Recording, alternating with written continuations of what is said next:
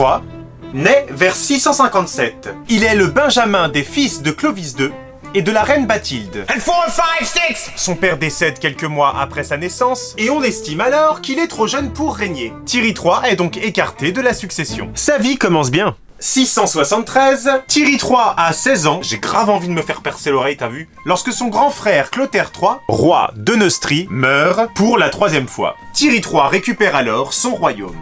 Beau gosse ou quoi? Cependant, son maire du palais, et non pas sa paire du marais, le bouillonnant Hébroïne, Je boue! ne fait pas l'unanimité chez les Francs. Euphémisme. On le hait! Un complot éclate alors contre le roi et son maire. Mais ton maire, il s'appelle comme ta père? Childéric II, roi d'Austrasie et second grand frère de Thierry III, ordonne qu'on lui amène son petit frère, ouh, fratricide, afin de s'entretenir avec lui. Oh, c'était mieux avant. Mais certains grands du royaume, qui veulent faire de la lèche à Childéric II, décident de tonsurer Thierry III avant de le lui présenter. C'est beaucoup trop tonsuré là. Hébroïne subit d'ailleurs le même sort. Et moi j'avais demandé une permanente. Childéric II demande à Thierry III « Que désires-tu que l'on fasse de toi ?» Et Thierry III lui répond qu'il a été injustement chassé de son royaume et qu'il ne désire que le dieu du ciel pour juge. Je paraphrase bien sûr, car comme chacun sait, Thierry III a 16 ans. Moi, y a que Dieu qui peut me juger, ok?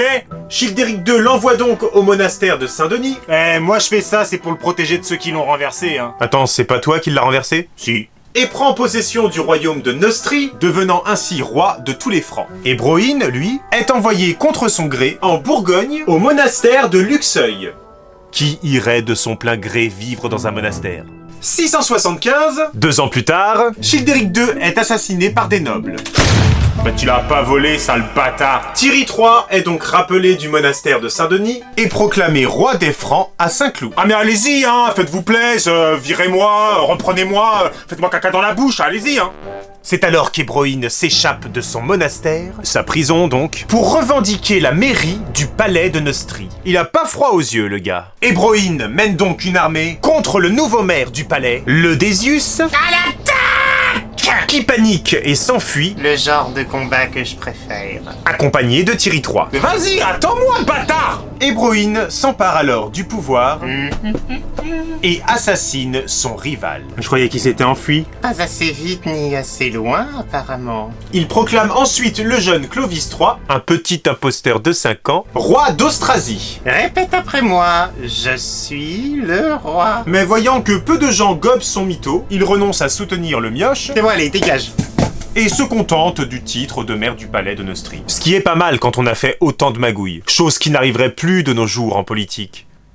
Thierry III pardonne donc à son ancien conseiller Ah oui, je te pardonne! et lui donne les pleins pouvoirs. Tout plein de pouvoir, être invisible, se téléporter, manger de la béchamel par les trous de nez, là! 676, déjà vu, le maire du palais d'Austrasie meurt et les Austrasiens en profitent pour se révolter contre leur roi, Dagobert II, cousin de Thierry III. Hébroïne et Thierry III mobilisent leur armée et écrasent les Austrasiens à Lucofao, aujourd'hui Sévigny-Valep.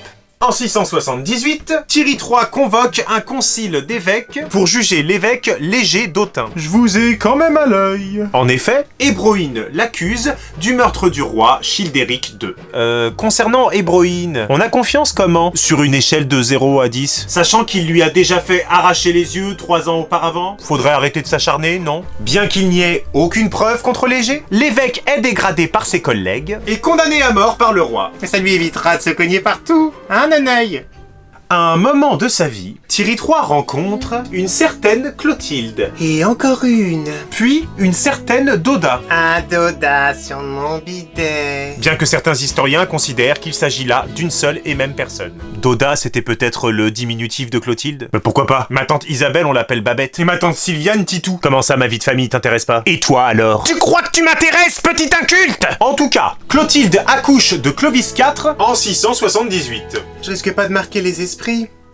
En 679, Dagobert II meurt et Thierry III récupère le royaume d'Austrasie, devenant à son tour, comme son grand frère avant lui, roi de tous les Francs. En 680, l'assassinat d'Hébroïne par Ermenfred, mais merci Ermenfred, ébranle le pouvoir neustrien. Normal, on vient de tuer leur dirigeant. Il paraît que l'assassinat de JFK avait aussi un peu ébranlé les États-Unis. Le maire du palais d'Austrasie, Pépin de Herstal, en profite pour mettre en place en Neustrie un de ses potes comme maire du palais, Varathon. S'il est compétent, je vois pas où est le mal. Heureusement, aujourd'hui en politique, ça ne se fait plus du tout. Vers 683, naît un deuxième fils, Childebert IV. Qui de Clotilde ou d'Oda, qui fut la poule de cet œuf, nul ne le sait avec certitude. Vers 685, un troisième fils, Clotaire IV, est attribué à Thierry III. Mais on n'est vraiment pas sûr. Si tel était le cas, ce serait le fils de Doda. Sans oublier une fille du nom de Bertrade. Christian ? Oui. Les femmes peuvent-elles régner en France ? Non. Tu vois où je veux en venir ? La même année, meurt le maire du palais de Neustrie, Varathon, et le poste échoua, oui, échoua, de la famille des Anchois, à son gendre, Berchère. Il était une belle chair, héron. C'est rassurant de voir que l'acquisition de postes importants se fait au mérite. Et Berchère va foutre le dawa. Il rompt avec l'Austrasie Ça ne peut plus durer entre nous. et redonne son indépendance à la Neustrie. Non, mais c'est pas toi, c'est moi. Mais Pépin de Herstal, maire du palais d'Austrasie, n'avait pas prévu de rompre, lui. Mais moi je t'aime encore. Il lance donc ses troupes contre Berchère et Thierry III.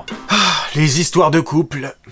En 687, Thierry III et Berchère sont battus à la bataille de Tertry. Les Neustriens sont donc définitivement vaincus et le roi Thierry III tombe entre les mains de Pépin de Herstal. Vas-y, ça m'a saoulé. Celui-ci le prive totalement de tout pouvoir de décision. Eh mais vas-y, j'avais déjà rien là. Tu te tais, sire. Puis l'oblige à le suivre en Austrasie. Neuilly sa mère. Quand on vous dit que les rois n'ont plus de pouvoir face au maire du palais, Pépin laisse quand même sur place un autre de ses fidèles, de ses amis donc, un certain Norbert,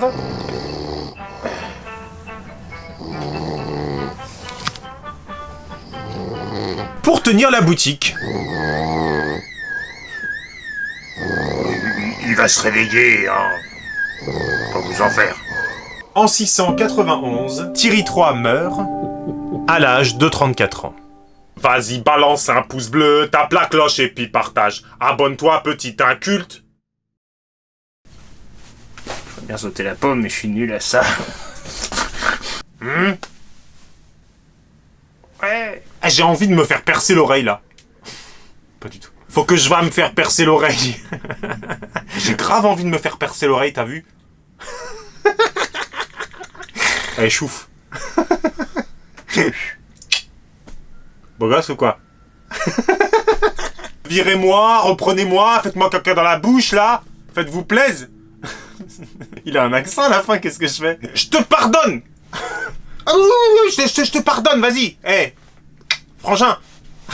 Pas du tout. Tiens, t'as tout plein de pouvoir. Vas-y, balance un pouce bleu, tape la cloche. Merde. Allez, est-ce que je te sens de tourner? Est-ce que tu te marres?